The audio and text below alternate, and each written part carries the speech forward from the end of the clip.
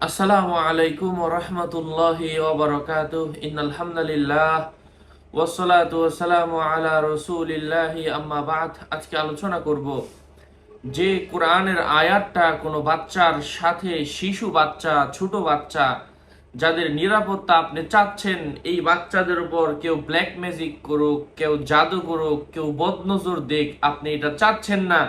তো গার্জিয়ান হিসাবে আপনার দায়িত্ব হচ্ছে বাচ্চাকে হেফাজতের জন্য এই আয়াতটা লিখে বাচ্চার সাথে, বাচ্চার গলায় রেখে দেন। কোরআনের আয়াত হলে এটা শিরিক হয় না। আজকে এমনই একটা আয়াতের কথা শেয়ার করব।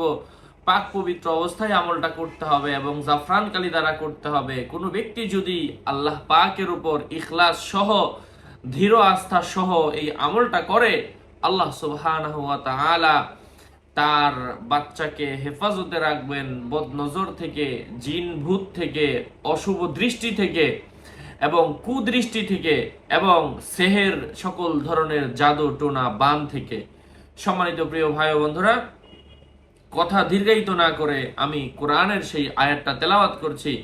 যে বা যারাই করবেন তারাই সফল হবেন। যে কোনো ব্যক্তি পাক পবিত্র অবস্থায় আমলটা করতে পারেন। এটা করার জন্য অ্যাটলিস্ট কোনো হুজুরের কাছে যেতে হবে, কোনো কবিরাজের কাছে যেতে হবে, কোনো মাওলানার কাছে যেতে হবে, কোনো মৌলভী সাহেবের কাছে যেতে হবে। কোনো কিছুরই দরকার নাই, নিজেই ঘরে বসে নিজেই করতে পারেন। এমনই একটা আমল আজকে এই ভিডিওতে শিখাবো। কোরআনের সূরা হুদ আয়াত 56 এবং 57। আমি প্রত্যেক ভিডিওতেই বলি, আমার 16,000 ভিডিওতে বলছি, প্রিয় ভাইয়েরা ও বোনেরা, আমার ভিডিওগুলো দিয়ে অনেকে বিজ্ঞাপন দিচ্ছে, আমার নামে ফেসবুকে আইডি ক্রিয়েট করেছে। নাম ছবি থাকলে আমি না ভেরিফাই চ্যানেলের ডেসক্রিপশন বক্সে ক্লিক করলেই পেজ এবং আইডি আসবে। এর বাইরে অন্য কোনো পেজ নেই, আইডি নেই।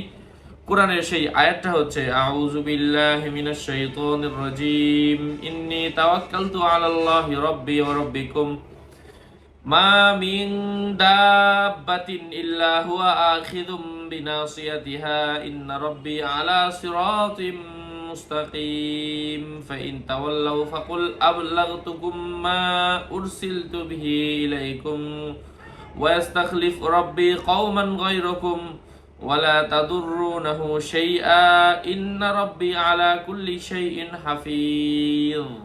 আল্লাহ পাক আমলের তৌফিক ফরমান। আরো আপডেট পেতে সাথেই থাকবেন। সকলের মঙ্গল, সুস্বাস্থ্য, দীর্ঘায়ু কামনা করে এখানেই শেষ করছি।